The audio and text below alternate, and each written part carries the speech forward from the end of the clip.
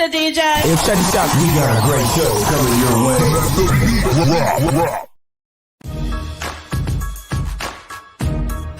From the ECSI Sports Studios, it's the Midday Market Report with Jeff Dawson.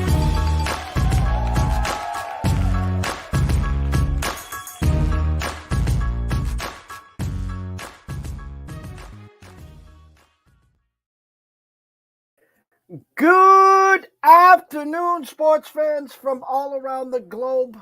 I am the host, Jeff Dawson, East Coast Sports Investors, and this is your midday market report for Friday, May 19th, 2023. Just what, 12 days? I think 12 days left in this month. Holy cow. It's the Preakness. It's the weekend of the Preakness, I should say. For everyone that was here 2 weeks ago on a Saturday, our expert, our good friend and colleague, Mr. Sean Alvarez, Mr. Smooth, as we like to call him in the industry, came on, not only gave us the winner, Mage, 15-1, not only gave us the exacta, $2 exacta paid over $300, by the way. If you put all those horses together, had the trifecta, and he was live in San Diego for a contest, and he walked home with, let's just say, a nice little score himself. A lot of people reaching out to us. Jeff, I thought this show started at 12:30. I'm on lunch break. Well, usually what happens is when we get our guests, we get into the stage, our little formal green room where we chat, we talk. It's life. You know, how you doing? You know, how's your week going? And your thoughts. So every time you see a time that a show's supposed to start, add 15 minutes. So maybe I got to start doing that. But without further ado, the star of this show, the one and only, Mr. Sean Alvarez. I think you're using that the term star a little bit too loosely. The star. Let's go back 2 weeks ago. You and I sat right here. It was a handful of hours. It was actually 6:45 was post time. I think we're on around 12 or 12:30. So it was 5-6 hours before post time. And you had given me some information on Friday night. I ran up to Canton, the compound, and I was co-hosting a Sports Map Radio with Anthony Pepe, which I will be doing again tonight. And then we do the show, you do your breakdown, and I'm looking at this, and then I'm following social media. I got TVG on. I got a good couple friends over there. I'm bouncing some ideas. And every time I brought up your horse, lightly raced, really, I don't see much in it. I don't know. Blah, blah, blah. Can you give us how you came up with him? Yeah, I mean, if you look at his race before the Kentucky Derby, I believe it was the Florida Derby, and he was dead last, chasing a fast pace, just like he did in the Derby, and he made first run and actually made the lead. Looked like he was going to win, looked like he was going to go kind of run away from the field, only to be caught by Forte, which was the morning line favorite. Forte ended up scratching, so if you like the favorite, and the favorite warranted that price in a 20-horse field, what's not to like about Mage? He lost by a head. He made first run, actually made the lead, and just kind of like you said, he was lightly raced. It was only his third race at that time. Now he's on 4 races, but it was only his third race. He needed to make that jump, needed that experience, and he did it. He did it well. He didn't come back to Forte. Forte did his best running in that last half panel and just ran down Mage. So it's just kind of like I was saying, if you like Forte, if you are willing to swallow that price, what's not to like about Mage at, like you said, 15-1? It's not like we had to swallow 3-1, 4-1, 5-1. That was definitely worth the shot to take, in my opinion. And it obviously turned into fruition. So, the most exciting or the most thrilling 2 minutes in sports, they like to call the Derby, and it was a hell of a race. That stretch was a hell of a race. All the ECSI outpouring after, the reaching out to Sean, yourself, it was awesome. It's gratifying. Listen, we do a lot of work. People don't see the actual work behind the scenes, the 8, 9, 10, 12, 14, 15-hour days. Someone like yourself studying charts, studying races, prior races, studying the racing form. There it is right there. Exactly. They don't see all that. They just don't get it. And what really made it impressive was the week leading up with all the scratches, all the drama. What the hell's going on back, in Lexington at Churchill Downs? And now as we get ready for the Preakness, a shorter race, obviously a lot lesser field. As we were talking backstage, boom, a scratch. And as you said, which flips this race right upside down. Yeah, I had a really strong opinion going into this race, and I'm not saying I'm changing off that strong opinion, but the 8 first mission was really, he wasn't going to be anywhere near or on the lead, but he was going to be in touch with those pace setters. And to me, he looked like the most likely winner. He looked like the horse that most jocks are going to be afraid of. So to me, it really changed the pace of the race. You really had to go back and look into the race and say, forget what my opinion was originally. How does it look now, kind of thing. So kind of like you said, I mean, even, gosh, that Derby with the amount of scratches that we got, it was just constantly going back to the whiteboard and redoing our opinion, or my opinion, just to make sure I'm not missing something. You never want the race to end and say, God, if I just would have looked a little bit deeper, that was, I wouldn't say obvious, but you could really see it. So, each change, even if it doesn't seem like it's not that big of a deal, each change, you kind of want to go back and look at what made you fall in love with your opinion, and do you still feel that same way? So, it's definitely a little bit of it's like Major League. It's like Major League Baseball and a pitcher scratching. You might have loved the Dodgers, but now Kershaw's scratched and it's a bullpen game. So you have to kind of go back to your process, like we spoke about, go back to your routine and see and make sure that, all your I's are dotted and all your T's are crossed. I'm going to see if I can, give me 1 second here, Sean. I have the odds right here. And like last time, I was age where you could just go right down the starting gates. And this is not allowing me.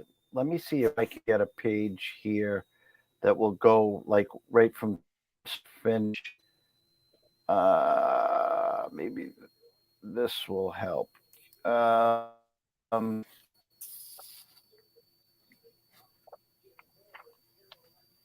Trying to make it easier on everyone's eye here as you go through the race and break it down.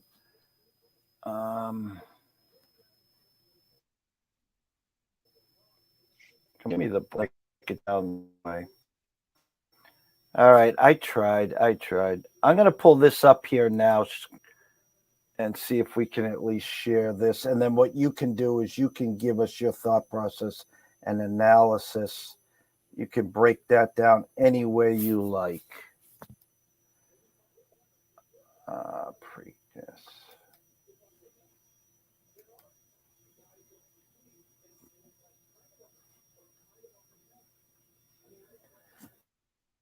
All right, let me zoom in, Sean.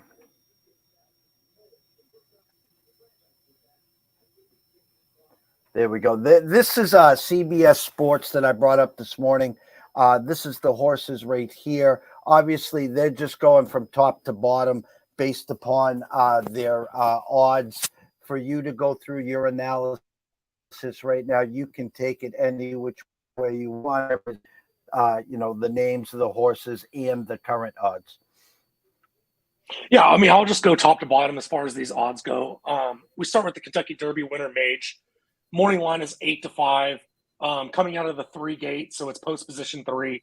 I mean, there's not a lot not to like about this horse. I love his running style. He's going to come from the back. Don't worry too much about you have to be close to the pace, or there are definitely tighter turns at at Pimlico in the Preakness than we saw last week at Churchill, or even that we're going to see in 3 weeks at Belmont. You won't see a lot of horses making moves in the turn. That's not going to deteriorate anybody coming from the back. I don't think Mage needs a fast pace like he got in the Derby, but we're swallowing 8-5 odds right now, whereas we got 15-1 in the Derby. He's not going to have the necessarily the quick fractions that he got in the Derby to set up for that closing kick. So to swallow 8-5 coming off of 15-1 just because he won the Derby, and you're going to get all that public action of he's the only horse that ran in the Derby, all these public people that only bet on the Derby, the Preakness, the Belmont, the Breeders' Cup, they don't even know these other horses. They've never seen them. All they're going to see is Mage, Mage, Mage. So you're going to get a lot of public money. This horse is, I'm going to guess, is going to end up being around even money. So I can find an even money shot that I like a lot more in an undercard, in a different race. I'm not swallowing those odds just because this horse won the Kentucky Derby. So with that being said, I'm not going to try and fade him in second. I am going to play him in second, but I'm going to fade this horse to win on top. I will definitely let this horse beat me. First mission scratch, the 8. We go down to National Treasure, and this is kind of like what I was talking with Jeff about. My entire handicapping changed. I was completely bullish on National Treasure. I actually thought this horse probably is going to get beat for second.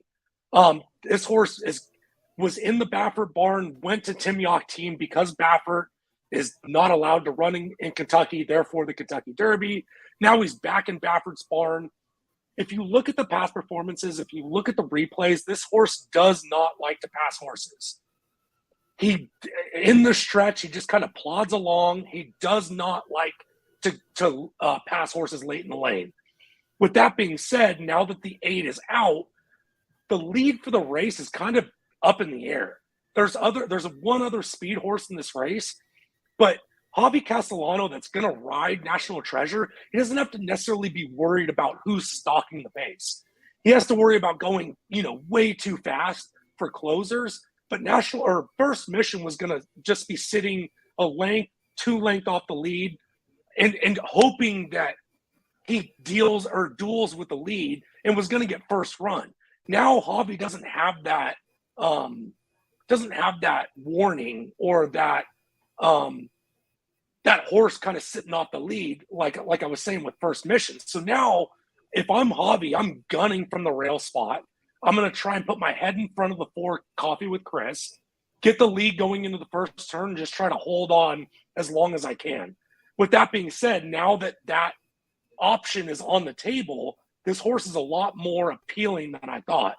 Going down to the 7 Blazing Sevens, this is the horse that I like the best. I really like when Chad Brown skips a race and points at the Preakness. He did it with cloud computing, I believe, back in 2016, 2017, I believe, at 10-1, kind of shocked the card. Just let cloud computing kind of get back into fitness, get back into his normal routine, and fired a huge race. I could see the same thing with Blazing Sevens. Irad Ortiz chose to stick around. So we're kind of getting those human connections of they think this horse can fire a big race. And who am I to say Chad Brown and Irad Ortiz that I'm smarter than them in horse racing? Because there's not a lot of people that are. So we kind of skip down to the 5-post Red Route 1. This is another horse that I think is going to run a big race. He's going to have a very, very similar trip to Mage. He's going to come from off the pace. He doesn't have to be off the super far back, but I think that definitely bodes well for him. Joel Rosario sticks around. Joel has some of the best closing hands in the game. He gets his horse to settle, and he just fires a big race. I don't know if it's his own fitness level and just being able to sit down into his horse 2 minutes into a race, but he has really good closing hands, and that's the closer that I'm going to be looking at. The 6 Perform, he is going to sit that mid-pack race trip, and I do like that trip. I don't think he's good enough to necessarily on the win end, but I think he could kind of get left alone and forgot about to round out the exacta.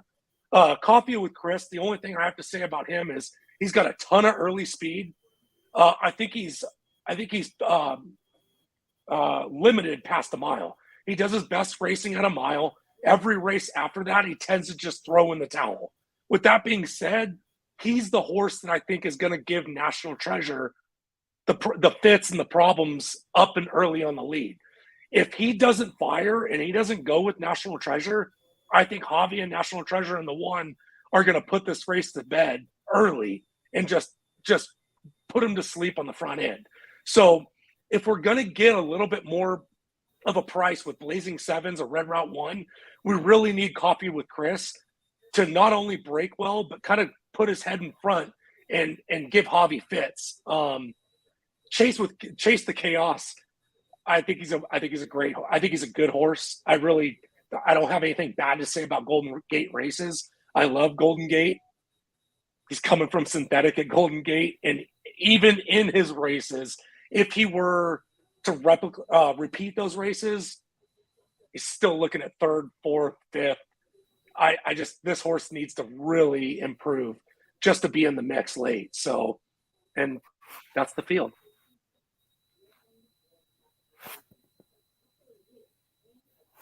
Did I lose you, Jeff? I got you. I'm going to do this. Hold on 1 second. There we go. I got you there. What happened was Sportsline was spinning a video the whole time. So here we go. So we're all set. So we have the set. We have the field set. We now go from there to. You have it broken down for us. Before you give out your thoughts, the one horse from the Derby. So that means Mage ran 2 weeks ago. How does that affect your initial thought process with these horses that usually have, 4 to 6 weeks off in between most races? Something like that, not 2 weeks? Yeah, if a horse is in 100% peak physical fitness in the eyes of the trainer, generally it's almost exactly 4 weeks is a normal turnaround. Not only did this horse just turn 3 years old, but now he's going to spin back and wheel back in 2 weeks, which is probably going to be the only time in his career he's going to do that. I don't necessarily downgrade Mage for that. The trainer knows how the horse is doing, or at least has a good feeling about how the horse is doing. If the horse isn't going to fire, if the horse is, I wouldn't say lame, but isn't necessarily 100%, even with the Triple Crown on the line, they would not spin back and run on the Preakness. So I'm not downgrading Mage. I just kind of think Mage, fitness-wise, is kind of right where he was in the Derby. But all these other horses, instead of running in that Derby and just trying to hold on, they're pinning the Preakness, and they're pointing to the Preakness, and they're getting their fitness levels up to the Preakness. So I'm not downgrading Mage, but I'm upgrading the other horses, if that answers your question. Yes, and for someone like yourself, for someone like myself, and for a lot of the, let's just say, horse racing people that enjoy this more than 3-4 times a year, and even people in our lanes that wager and invest on the games daily, it's tough to go to the window and cash a 15-1 shot or a horse that brings you back $32. Then 2 weeks later, go back to the window again, and he's even money. Where, again, I'm not saying Mage can't win, just like you're saying. I'm not saying he's not a great horse. Nothing like that. But just upstairs in how we're wired, that 15-1 price, holy shit, man, that was well worth the price of admission. Now, shorter field, shorter race, and you're giving me even money. Come on, man. Yeah, I mean, we kind of alluded to it, or at least I think we alluded to it when we spoke that Saturday morning. But this was one of the weakest Kentucky Derby fields that I've seen since betting horse racing. So not only is it a weak Kentucky Derby field, but now we're getting kind of, I wouldn't say the second grade horses, but the horses that didn't even qualify for the Derby. And we're only getting one Derby horse. If that wasn't the Kentucky Derby, this horse would not be 8-5. And on the flip side, if, let's say, Mage runs well, let's say he even wins the Derby, the Preakness, and then spins back for the Belmont. And then we get Forte back. We get Two Phils back. We get Angel of Empire back. We get some of the bigger heavy hitters tap at Trice. This horse may be third, fourth, fifth choice, even trying for the Belmont, even trying for the Triple Crown. So it really just kind of goes down to who's not only who is he facing, but then where's the public money going to go? The track odd maker is not making odds on what he thinks is the best horse in the race. His odds making is what he thinks the public is going to land on. What he would love is every horse ending on his morning line. That would say he did the best job he could ever do. It's when the horses go overlay, underlay. That's when, he didn't necessarily do a good job, but we're talking about an incredibly hard job and the most thankless job in the world. So we only talk about when they don't do well, not when they do well. Same thing with track announcers. Whoever talks about when a track announcer did a great call, it's only when they screw up, right? So I can tell you right now, I could not announce a race. So I tip my hat to anybody that puts on the microphone, puts on the binoculars, and puts themselves out there. So anybody that does it is better than me. And getting back to the risk room, where's Dave Sharapan when we need him, right? Yeah, with a big old hat. Oh, where's my hats? Oh, I put them down. Well, the time everyone's waiting for, again, at the Derby 2 weeks ago, you gave us the winner. You gave us some numbers to play in an exacta. The stage is yours. Take it away. So if you want to come out and you want to play just an outright winner and you want to get paid a little bit better than even money, the two horses I really like, and I'll put them in order. The number 7 Blazing Sevens I touched on. I'm not even gonna hint at that I'm smarter than Chad Brown. If Chad Brown thinks his horse is ready to run the Preakness, he's ready to run in the Preakness. He gets Irada Ortiz. He's going to sit a trip that I think is going to be very beneficial in this race and the way the pace is going to play out. That horse is 6-1 morning line. Might see a little bit of a drop with that with the scratch of the 8. The next horse I like is the 5 Red Route 1 at 10-1. He's going to sit a very similar trip than Mage, and actually I think the jock on Mage might try to be a little bit closer. Where I think Joel is just going to let Red Route run his race, and if he's good enough, he's good enough. And I think that's going to be plenty good enough to at least be in the mix. And like I said, Joel's got great hands, great closing hands. You're going to give me 10-1 on that horse. I really like that. So if you want to play on the win end, I think even if you play both of those horses, it's going to be like a 3-1, 6-1 because you played them both. I think that's well worth your money. As far as an exacta goes, it's going to be a little bit more of a caveman style ticket. I do like the 5 and the 7 on top, but defensively, I'm going to play the 1 as well, just because I think this horse could put him to sleep on the front end. And I don't want to see Javi go 24-48, have it all his own way, and just know that he's going to shake the reins and be gone at the top of the lane. So my exacta, I'm playing against Mage. I'm trying to beat Mage on top. And if we're going to beat that chalk on top, I think it's still going to pay at least $20 if we get that 1 to win. So I'm going to play the 1, the 5, and the 7 on top with the 1, the 3, the 5, the 6, and the 7. For $1, that's going to cost you $12. Even if it chalks out, and when I say chalk, obviously the chalk is the 3 that we're trying to beat, but our chalk right now is the 1. Even if the 1 wins and Mage comes in second, I still think this is going to pay $15 to $20, and we're going to cash a little bit. But my opinion is the 5 and the 7 on top. And if either one of them comes in first, even if Mage comes in second, I think we're going to get paid pretty well. Amazing. And I just want them to hear it from you as we talked backstage. For the average person that gets all hot and horny 2 weeks ago for the Derby, now they come back to the Preakness, and then 3 weeks after this, they'll come to the Belmont. Then there's the summer races, and then locally here at Saratoga in August, and then the Breeders' Cup. Can you please tell everyone, because all the people that were here and hit the Derby, they hit that $30 winner. They hit that $300 or $150 exacta. I know some people that also did the trifecta. They hit the trifecta as well. As you're saying here, it's a lot smaller race, which means there's not as many horses. There's not as many options to go. So as you're describing this, we're trying to beat the Kentucky Derby winner, Mage, which we had, but we're playing 157 with 13567.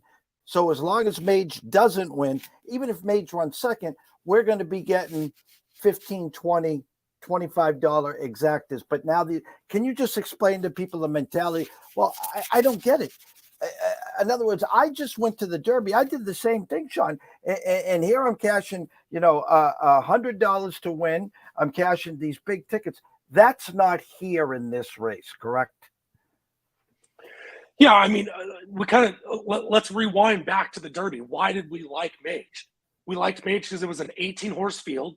I didn't trust anybody that was going to be up and near the lead. I thought they were going to go too fast, too early, and they did all of those things. And he wound up winning.